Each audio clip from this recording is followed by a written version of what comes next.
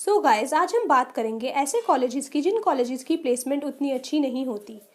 तो क्या आप अपने कॉलेजेस पे डिपेंड हो सकते हैं प्लेसमेंट के लिए? The answer is no. आप नहीं हो सकते अपने कॉलेजेस पे डिपेंड। बात करेंगे ऐसे एग्जाम्स की जो आपको बहुत अच्छी जॉब दिला सकते हैं, आपके पास भी एक जॉब हो सकती है।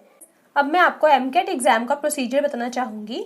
सबसे पहले इसका सिलेबस में इंग्लिश आता है, क्वांटिटेटिव एप्टीट्यूड आता है, लॉजिकल एबिलिटी आता है, AMPI आता है। ये गाइस कुछ भी नहीं होता, बस आपका पर्सनैलिटी टेस्ट होता है। आपकी पर्सनैलिटी से रिलेटेड वो आपसे क्वेश्चंस पूछते हैं। उसके बाद टेक्निकल भी एक इसमें टेस्ट होता है।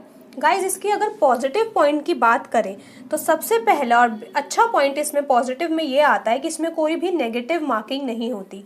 तो इससे क्या होता है कि आप लोगों को सारे क्वेश्चंस अटेम्प्ट करने का एक चांस मिल जाता है। और अगर इसकी वैलिडिटी की बात करें तो इसकी वैलिडिटी भी पूरे 3 साल की होती है।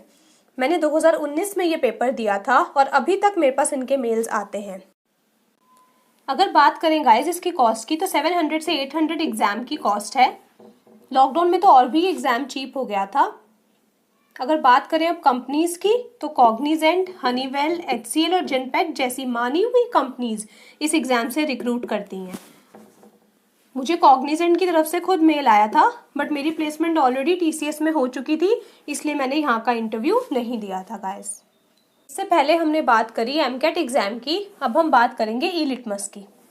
अगर बात सिलेबस की जाए, सबसे पहले इंग्लिश, देन क्वांटिटेटिव एप्टीट्यूड, उसके बाद problem solving and reasoning. Total marks इस एग्जाम्स के 600 रहते हैं।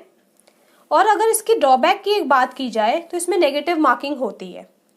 अगर हम इसको एमकेट से कंपेयर करें तो हमें यहीं पे एमकेट में एक पॉजिटिव पॉइंट मिल जाता था कि वहाँ पे नेगेटिव मार्किंग नहीं थी, और यहाँ पर नेगेटिव मार्किंग होती है।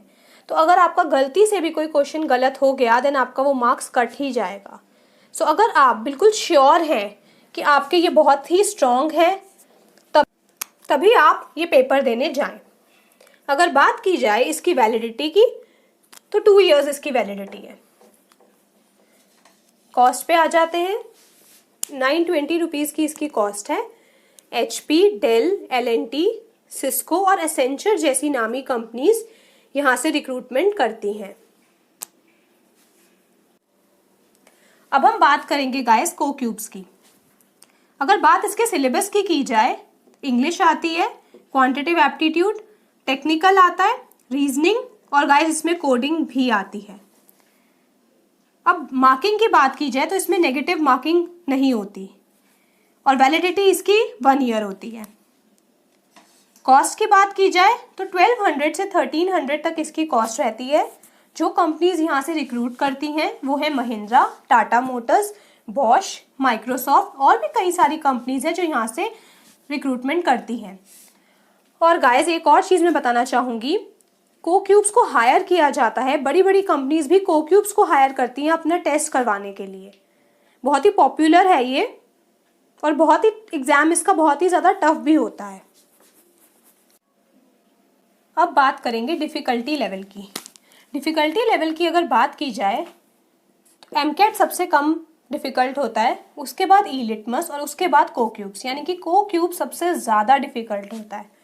बट अगर बात की जाए पैकेज की तो हायर पैकेज कोक्यूब से आपको मिल सकता है, उसके बाद ई-लिटमस और उसके बाद एमकेट से।